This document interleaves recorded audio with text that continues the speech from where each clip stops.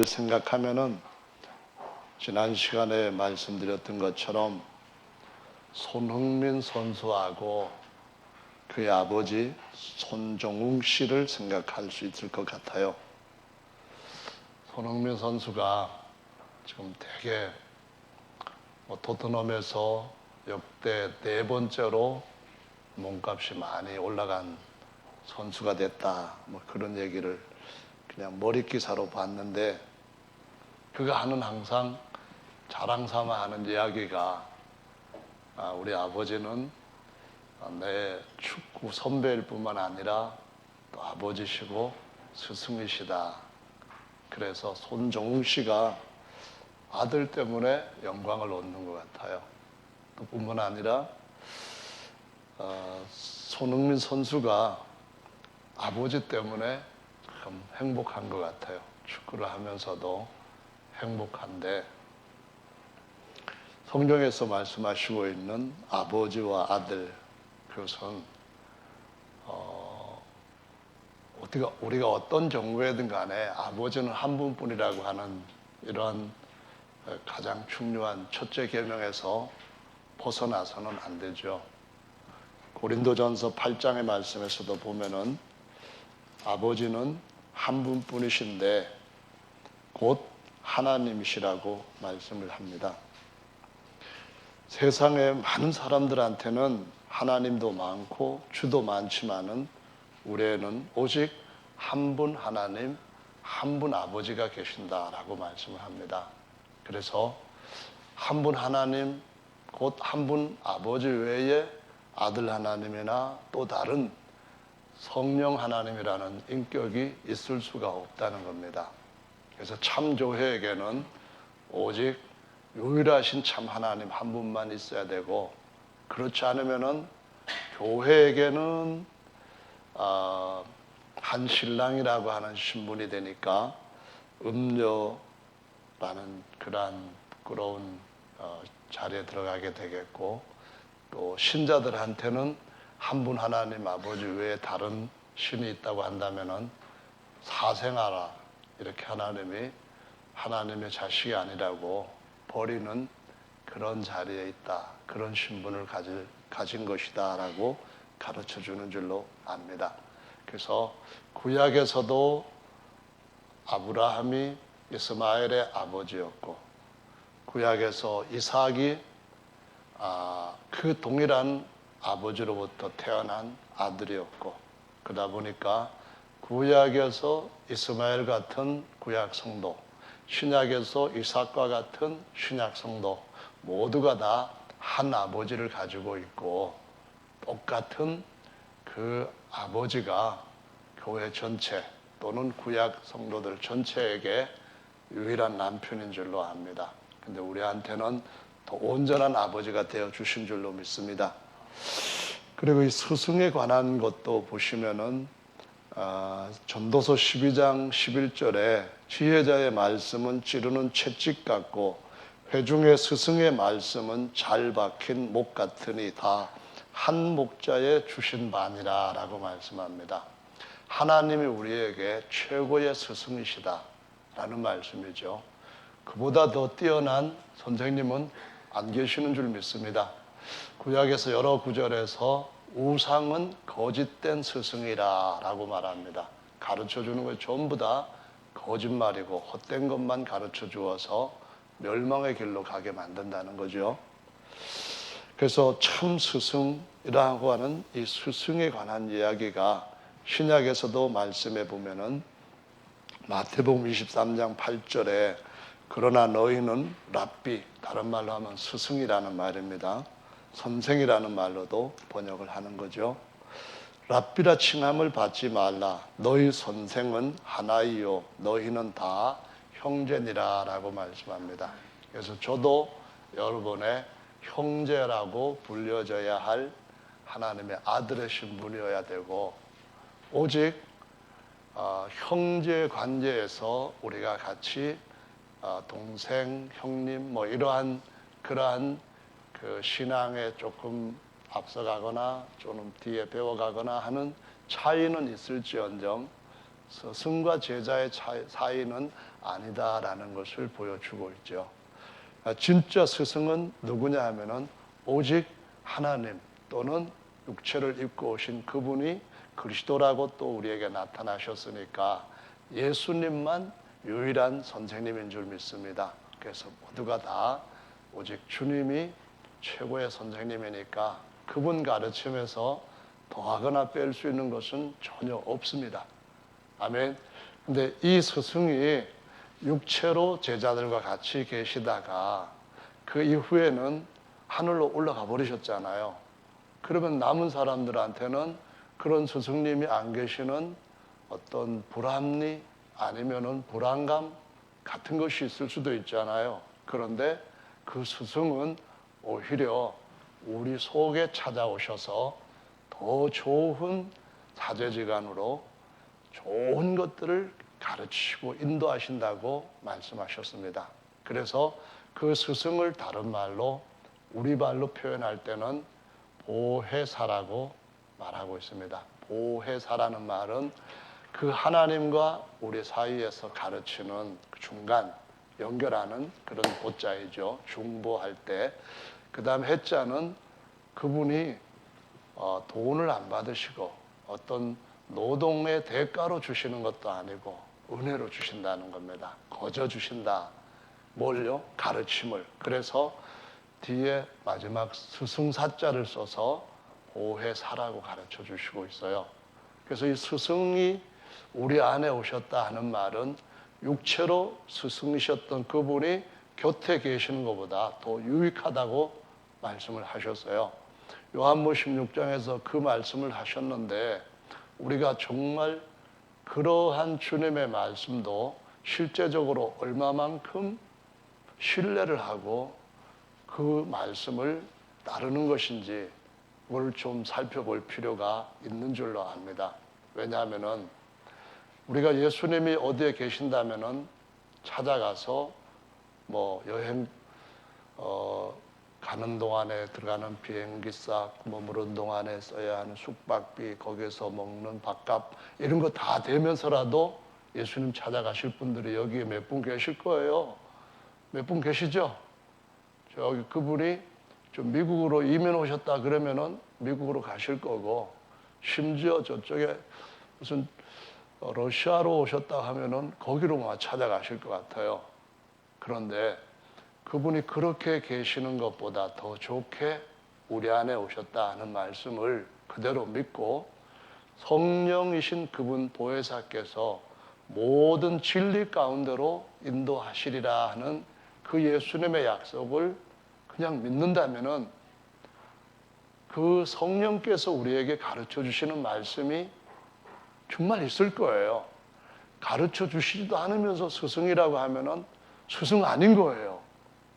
주 예수께서 성령으로 우리 안에 오셨을 때 틀림없이 스승이 되신다고 하셨으니까 스승이 되시되 옆에서 육체로 계실 때보다 더 좋은 스승이 되실 줄로 믿습니다. 그래서 제자들이 육체로 있는 동안에 배웠던 것보다도 성령으로 거듭나고 난 뒤에 그 안에서 성령께서 가르치시는 진리, 성령께서 보여주시는 그들이 직접 하는 여러 가지 성령의 권능의 역사가 정말 우리한테 더 좋은 스승으로 오셨구나 하는 것을 날마다 확인할 수 있었던 것을 볼 수 있습니다. 그래서 저와 여러분들도 그 선생님 어디 계시는지 그냥 아무 데나 찾지 마시고 여러분 안에서 일생 동안 함께 하시는 그 스승의 음성을 들을 수 있는 살아있는 믿음, 정말 활동하는 믿음 이런 것으로서 주님 앞에 특별한 인생을 사시기를 예수님의 이름으로 축원합니다. 할렐루야, 아멘. 이사야 30장 20절에 보시면은 이제 예수께서 성령으로 우리 안에 오실 때 아버지와 아들로 너희 안에 와서 거처 삼고 너희가 어디 가든지 같이 가겠다 이 말씀하셨거든요. 아버지와 아들의 영으로 성령께서 우리 안에 오셨을 때에 주께서 너희에게 환난의 떡과 고생의 물을 주시나 내 스승은 다시 숨기지 아니하시리니 내 눈이 내 스승을 볼 것이며 내가 어디로 가든지 내 뒤에서 음성이 들려서 여기가 이 길이 정로이니 이 길로 가라 하는 말씀을 주실 것이라고 했습니다. 선택을 해야 될 때, 더 무엇인가 깊은 것들을 취해야 될 때, 그때 우리 뒤에서 주께서 말씀하시는 것을 듣게 된다라고 말씀하시는데, 그래서 교회에게는 뭐라고 말씀하시는가 하면은 성령이 교회에게 하시는 말씀을 귀가 있는 자들은 들으라라고 말씀합니다. 다 육체적인 귀는 가졌다 할지라도, 육체적으로 우리의 음성들은 들을 수 있다 할지라도, 육체적으로 예수께서 말씀하실 때는 음성을 들을 수 있다 할지라도, 성령께서 우리에게 계시의 눈과 계시의 영을 통하여서 계시의 귀에 말씀하시는 음성을 들으려면은 영적인 귀가 항상 깨어 있어야 되는 줄로, 열려 있어야 되는 줄로 믿으시기 바랍니다. 기도 생활이 이것을 지킬 수 있는 굉장히 중요한 비결입니다. 기도하지 않으면은 우리의 입에서 육신적인 얘기가 나옵니다. 기도하지 않으면은 우리의 생각 속에 세상적인 것들이 쭉 자리를 잡게 됩니다. 기도하지 않으면은 우리의 속에서 주님이 무엇인가 하시려고 하는 것들이 보이지도 느끼지도 않고 그냥 우리 육신의 눈으로, 육신의 생각으로 떠오르는 것들을 갖다가 그냥 우리가 이렇게 입으로 배구하는 삶을 살 수밖에 없게 된다는 거예요. 그래서 정말 내가 정상적으로 기도를 하는 삶을 살고 지키고 있는지 이걸 보면서 내 자신이 하나님과 가까이 안에 있는 그분과 더 일치하게 보조를 맞추고 살아가는지, 이거를 예수님 오실 때가 가까운 이 마지막 때에 진지하게 살펴보는 우리 모두가 되기를 예수님의 이름으로 축원합니다. 아멘. 특별히 그냥 옆에서 바라보기만 해도 은혜가 되는 그런 분들이 있습니다. 특별히 우리 김순애 집사님은 여주 저 멀리서 오시잖아요. 다른 어른들도 멀리서 오신 분이 계시는데 거리상으로 보면은 훨씬 더 멀리서 일찍부터 나오셔서 오시는 동안에도 주님께 대한 사모하는 마음이 쭉 있고 오셔서도 늘 기도에 힘쓰고 하시니까 제가 무슨 설교를 하든지 간에 그냥 은혜 받으시는 것 같아요. 너무 감사해요. 그래서 저는 토요일 증후군이 좀 있거든요.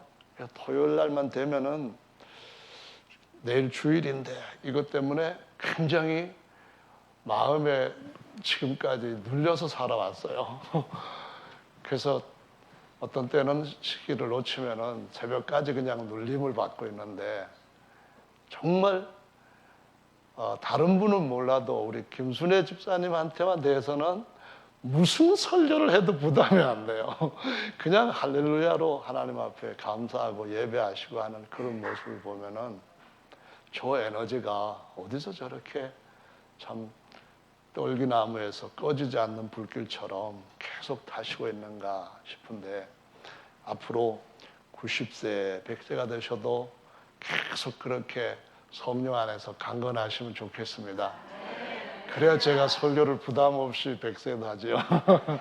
그건 또 팔푼이가 하는 얘기고요. 하여간 주님이 우리에게 성령 안에서 계속 강건하게 하시고 주님이 잘 쓰시는 그런 일꾼으로 주님 앞에 세워지게 되기를 간절히 원하는데요. 육적인 일을 경험을 하는 걸 통해 가지고 영적인 일들도 우리가 또 한편에 그런 속 모양으로 볼 수 있는 계기를 삼게 되죠. 그래서 성경에 보면은 우리가 영적인 것을 알게 하기 위해서 육적인 것들을 다 주님이 이용하신 것을, 사용하신 것을 볼 수가 있습니다.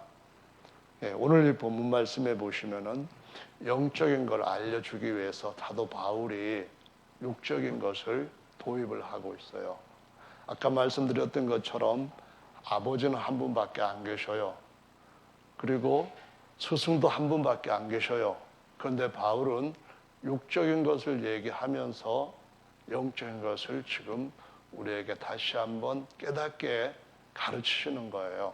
그래서 바울의 얘기가 어떤 자기가 마음이 높아져 가지고 누구의 아버지처럼 권세를 부리거나 누구의 선생님처럼 제자들을 함부로 대하거나 그러는 것이 전혀 아니라는 것은 저와 여러분들도 알고 계시는 거잖아요. 그러면 왜 바울이 그럼에도 불구하고 고린도 교회 성도들한테 이와 같은 말씀을 하셨나요? 그리스도 안에서 1만 스승이 있다. 성경 말씀하고 틀리나? 그건 아니잖아요. 우리가 아이를 낳고 나서 그 아이를 방치할 수 있는 그런 부모는 없어요.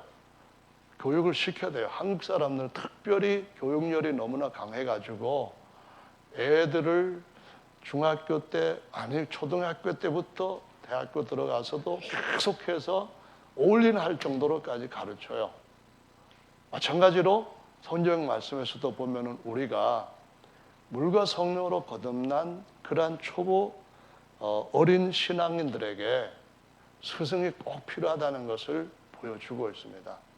물을 주고 거기다가 양분을 주고 하는 그런 일들을 누가 맡아서 하지 아니하면 손정웅이 같은 아버지가 하든 아니면 또 다른 선생님이 하든 그 일을 하지 아니하면은 잘할 수가 없다는 거예요. 어린애 신앙과 같아서 아무 때나 또 뭐 싸지도 않아야 될 때도 싸고 또 울지도 않아야 될 때 징징거리고 아프지 않아야 될 때도 아프다고 막 또 하고 관심을 안 줘도 저기 혼자도 자기가 할 수 있는 일에 즐거워하고 놀아야 될 때도 불구하고 못 노는 거예요. 그때 필요한 것이 바로 내가 선생님이 되든 아니면은 누군가가 선생님이 되든 그 역할을 해서 육체가 자라는 그런 과정에서도 똑같이 영적으로 자라야 된다 하는 것을 보여주고 있습니다. 그래서 우리 교회에 선생님들이 정말 중요한 분들이라는 것을 여러분 모두가 다시 오늘 이 시간에만큼이라도 공감하시면 좋겠습니다. 선생님이 뭐라고 얘기할 때 내 자식을 이렇게 생각하면 안 되는 거예요. 우리는 우리의 자녀이지만 그걸 통해서 하나님 아버지가 저를 볼 때는 내 자녀가 아니고 하나님의 자녀로 보시는데 저 자녀를 누구에게 맡겼을 때는 육적으로 지금 잘못했다고 육적인 부모한테 뭐라고 하는 것이 아닌데 인간적인 생각을 가지고 섭섭해하거나 아니면 그 일에 대해 가지고 뭔가 좀 마음에 어떤 그 상처 같은 것들을 받으면은 절대로 안 된다고 가르쳐 주시고 있습니다. 그래서 우리 아들도 뭐 잘 신앙 안에서 자라가지고 막 한 그런 거는 아닐지도 모르지만은 어쨌든 간에 내 아들이라고 하는 것보다도 하나님의 아들을 키워가는 우리 모두가 다 스승이 필요하다고 하는 것을 인식하고 아버지로서 할 수 없는 영역에 다른 형제들이 스승이 되어서 먼저 간 선배가 되고 먼저 자라는 형이 되고 먼저 가르칠 수 있는 선생이 되어서 가르칠 수 있는 일이 있어야만 교회가 전체가 다 정상적으로 잘 자라게 되는 줄로 믿습니다. 그래서 육적으로는 내 성향에 내 자식이래 키운다. 하지만 하나님의 교회 안에서 하나님의 집안에서는 하나님께서 각기 세워놓은 선생들을 통하여서 그 손길을 통하여서 하나님의 아들로 훈육하신다고 하는 사실을 꼭 인정하고 인식하고 내 자식 하나님의 아들로 잘 키워줍시오 하고 주 앞에 섰을 때에 너 내 아들 잘 돌봐준 유모와 같이 잘했다 칭찬받을 수 있는 저와 여러분 되도록 해야 될 줄로 믿습니다. 아멘. 근데 이제 아버지가 문제인 거예요. 아들을 낳아놓고 그 아들을 교육하지 않으면 참 심각한데 교육을 하기 전에 먼저 교육을 시킬 만한 학생 될 아들이 필요하잖아요. 바울이 그리스도 안에 1만 스승이 있지만은 너희에게는 내가 스승이라기 하기보다는 너희를 낳은 아비다 이렇게 말합니다. 이 말은 진짜 자식을 양육하는데 태어나게 하는 일에 얼마나 애정을 많이 쏟았는가 하는 것을 단적으로 우리 육신의 아버지가 경험한 그걸 가지고 영적으로 그랬다라고 가르쳐 주시는 그런 말이죠. 어머니로 말할 것 같으면 산고 이런 것으로 우리가 생각할 수 있겠는데요. 실제로 이 어머니가 아니더라도 아비로서 자식을 낳는 이 고통, 이 낳는다는 것은 영적으로 말할 것 같으면은 일단 어디에서 데려오는 거예요. 이걸 갖다가 교회까지 데려왔을 때 흔히 뭐라고 표현하는가 하면은 태신자 이렇게 표현을 해요. 잉태했다 이 말이에요. 아직 낳지는 않았지만 그 다음에 뭐가 필요한가 하면은 그 아이를 10달 동안 이렇게 잘 했다가 낳는 과정이 이제 오는 거예요. 이것은 바로 회개하고 물 침례받고 성령 침례받고 하게 하는 것이 아비가 아들을 낳았다 그 표현인 거예요. 여러분, 아비가 아들을 낳을 때 기쁨이 얼마나 대단하겠어요. 적어도 100세 된 아브라함을 우리의 믿음의 아버지라고 부르게 하시면서 아브라함이 100세 때에 아들을 낳았을 때 그 기쁨이 얼마나 대단했는가, 이것을 우리가 누구를 데려와서 그 아들을 물과 성령으로 거듭나게 하여 그 자리에 앉게 한 바로 그때 기쁨이라고 말씀을 하시고 있는 거예요. 아멘. 아멘. 여러분, 지금 여러분 주변에, 여러분 옆에 내가 잉태했다가 내가 정말 낳은 아들이 몇이 앉아 있는가 한번 손으로 세보시기 바랍니다. 내가 지금까지 신앙생활을 했는데, 내가 지금까지 신앙생활을 한 그 긴 세월, 그 긴 헌신 속에서 정작 아브라함이 이삭을 낳고, 이삭이 야곱을 낳고, 야곱이 10아들 낳고 했던 아들 낳는, 내가 복음으로 너를 낳았다 할 수 있는 대상에 몇이 앉아 있는지 한번 살펴보시고, 누가 앉아 있다고 한다면은 여러분은 정말 대단한 큰 일을 하신 분인 줄로, 주님이 큰 칭찬하시는 분인 줄로 아시기 바랍니다. 지난번에 벤타 사모님 오셨을 때 우리 김기성 집사님 만나가지고 사모님이 울컥 하시더라고요. 왜 그러냐 하면은 그때 전도해서 그로 인하여서 와서 말씀을 듣고 물과 성령으로 거듭나가지고, 다른 사람들은 어디가 있는지 모르는 사람들 많은데 여기 앉아 있다고 하는 걸 보니까, 거기다가 또 저 예쁜 섹시 하나 또 데리고 와가지고 그렇게 믿음 생활을 잘한다는 얘기를 듣고 보니까, 거기다가 그때 당시에 같이 학교 다녔던 친구를 전도를 해가지고, 그 친구도 지난주에 왔던 이근홍이라고 하는 친구, 그러니까 준이 아빠, 그 친구도 교회를 다닌다 하는 듣고, 거기다가 또 저기 제천에 가서 열심히 신앙생활을 하고 있는 조은호 집사도 신앙생활을 잘한다는 걸 듣고, 거기다가 조은호 집사가 저기 우리 누구예요? 송명희 집사님? 아니 참 정명희 집사님? 성을 바꿨네. 예수명이라면 몰라도 그 신랑도 전도했잖아요. 장주성 위원님도 신앙생활을 한다는 걸 듣고, 더구나 거기서 또 한 섹시를 전도해가지고 물과 성령으로 거듭나게 했다는 걸 듣고, 이런 얘기를 딱 들었을 때에 인생이 이제 하나님 앞에 가까이 다가온 그런 시점에서 이것보다 더 큰 기쁨은 없다는 겁니다. 이게 면류가 아니고 이 상급이라는 거죠. 그래서 내가 다른 사람은 몰라도 고린도 교회 너희에게는 복음으로 너희를 낳은 아비라 할 때 이거 보통 이야기가 아니라는 겁니다. 저와 여러분들이 이러한 생애를 사셨다면 정말 하나님 앞에서 자랑할 만한 삶을 사신 겁니다. 적어도 복음으로 아들을 낳아가지고 잘 양육해서 그 아들이 또 다른 손자를 낳고 또 다른 영적 손자를 낳고 하는 이 일이 이어지는 것을 보고 있는 그러한 복음의 압이라고 한다면은 제가 볼 때는 팔푼이가 아니라 주님 앞에서 정말 승리한 영웅이라고 생각을 합니다. 그래서 여러분, 예수님 안에서 우리 교단에 또는 우리 교회 안에 내가 복음으로 낳은 아들이 얼마나 있을까? 내가 앞으로 어떤 아들을 여기에다가 출산시켜서 내가 복음으로 너를 낳았다 하고 마음속에 하나님 앞에 자부와 감사를 가질 수 있을까? 이것을 꼭 기억하시기를 예수님의 이름으로 축원합니다. 믿음의 자녀들은 쉽게 그렇게 태어나는 건 아닙니다. 믿음의 아버지 아브라함도 100세에서 아이를 낳을 수 없는 사라를 통하여서 낳았습니다. 그의 아들 이삭도 리브가를 통하여서 60세 되었을 때에 정말 하나님 앞에 기도해서 낳았어요. 그래서 복음으로 내가 너를 낳았다, 너는 내 아버지다 해서 내 옆에서 자라고 있는 복음의 아들들을 볼 때에 그 기분은 보통 일이 아니라는 말씀이에요.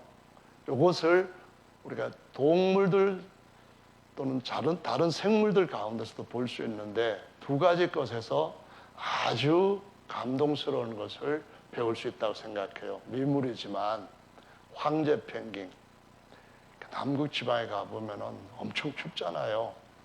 그때 남극에 펭귄들 보면은 여기 이렇게 황금색이 털이 나 있는 그런 펭귄들이 있는데 알을 낳고 그 엄청난 추위에 수컷은 그 알을 발을 품고 움직이지 않고 부화되어서 애미가 먹을 것을 가져올 때까지 자기 온 생애를 거기서 바칠 정도로까지 고통을 겪습니다.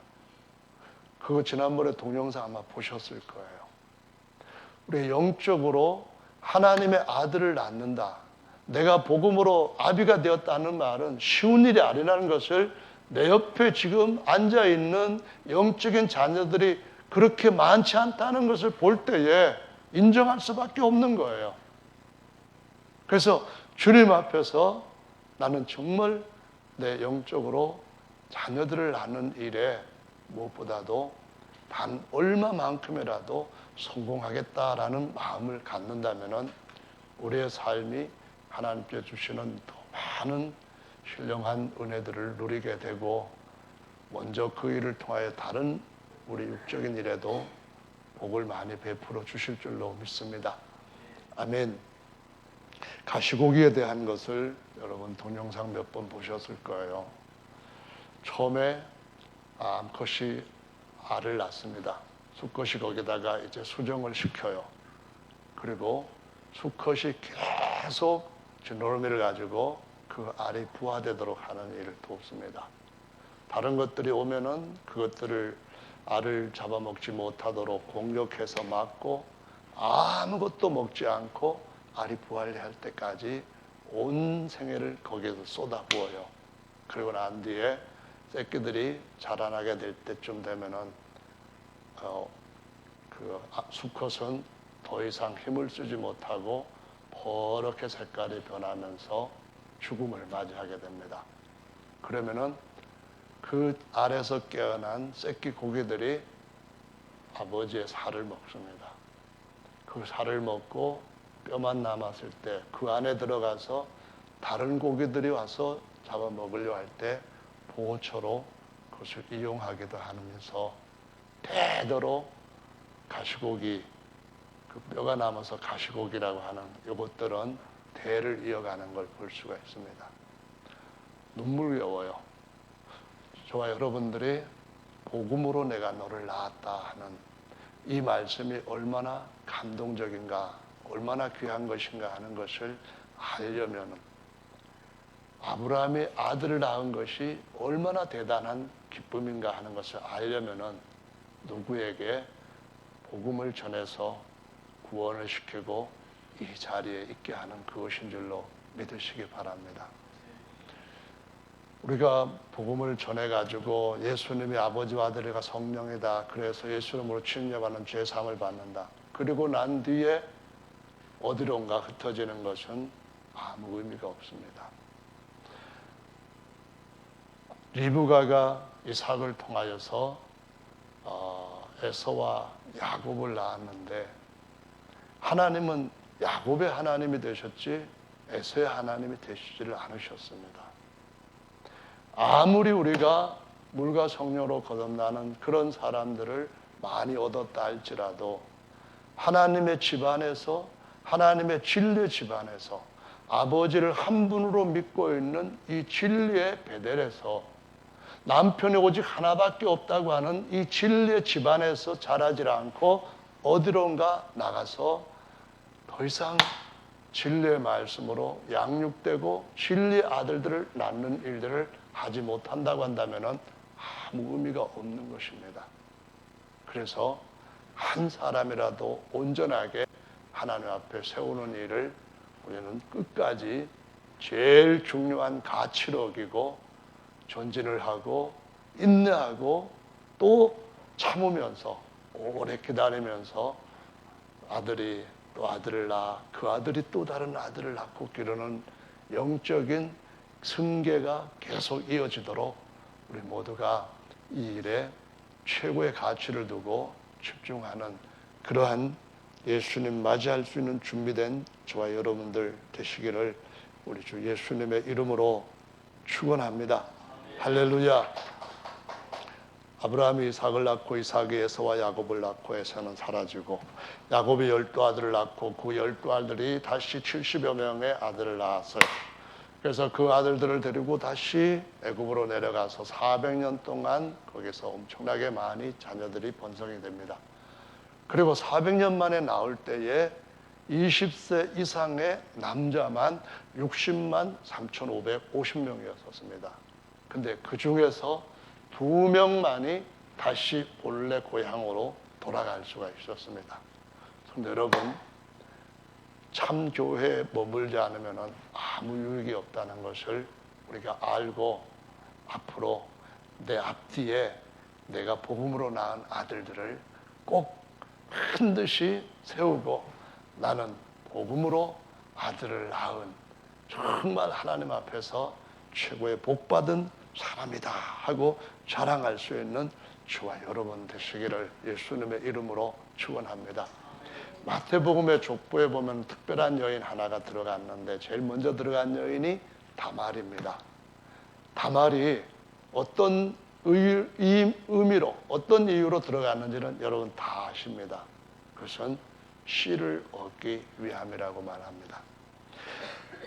창세기 38장 9절의 말씀에 보면은 이제 유다, 이제 야곱의 아들 네 번째 아들 유다가 아들을 낳았는데 처음에 낳은 아들한테 이름을 엘이라고 붙였습니다. 근데 다시 아들을 낳아서 오난이라고 붙이고 또 다시 낳아서 셀라라고 붙였는데 근데 유다 장자 유다가 장자 엘을 위하여서 아내를 취했는데 그 여인이 다말이죠. 그 다말이 그 남편이 일찍 죽음을 당하는 이런 큰 불상사를 겪게 됩니다. 하나님이 엘이 잘못함으로 그만 그를 데려가 버리셨어요. 그래서 유다가 엘의 동생한테 오난이죠. 형수한테 들어가서 아우의 본분을 다해라. 그 말은 형한테 씨를 이어줘라 그런 말입니다.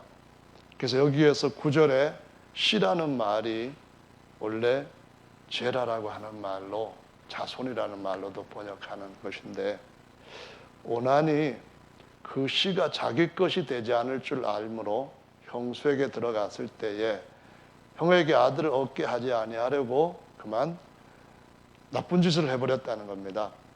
하나님이 그것을 보시고 역시 오난도 데려가 버렸다 이렇게 나옵니다. 그래서 여기에서 이제 유다가 변장한 다말한테 들어가서 아들을 낳게 되는데 여기서 베레스와 세라가 태어나고 뒤에 예수님의 족보로 쭉 이어져가는 자손들이 나오는 걸 볼 수가 있습니다. 이 말씀에서 하나님이 주시고자 하시는 것은, 사람한테 중요한 것은 하나님의 씨를 얻는 것이라는 겁니다. 하나님의 뒤를 이을 씨를 얻는 것이 하나님 앞에서는, 하나님한테는 제일 중요하다는 거예요. 아브라함한테 중요한 것이 뭘까요? 아브라함한테 중요한 것이 돈일까요? 아브라함한테 중요한 것이 명예일까요? 아브라함한테 중요한 것이 또 다른 세상에 있는 어떤 다른 것일까요? 오직 그는 재산이 없어도 아무것도 못할지라도 아들을 얻고 싶어하는 마음이 내외에게 간절히 거기 자리 잡고 있었던 것을 보이시면서, 우리 모두에게 이 마음을 품어야만 복음으로 아이를 낳을 수 있는 아비가 될 수 있다는 것으로 가르치시고 있습니다. 데리고 와서 물과 성령으로 거듭나게 하기까지 얼마나 많은 어려움이 있습니까? 여기 아내 때문에 구원받은 분도 계실 수도 있고, 남편 때문에 구원받은 분도 계실 수 있고, 아직 남편이 구원받지 않아서 그 남편 물과 성령으로 거듭나게 하기 위해서 온갖 비위 다 맞춰주고 하는 그런 분도 계실 거예요. 성령으로 나게 하기 위해서 하는 그 아버지의 그런 고통, 그런 인내, 수고, 정말 없으면은 구원시키는 데에 사실은 아무것도 얻지 못하고 끝날 수도 있습니다.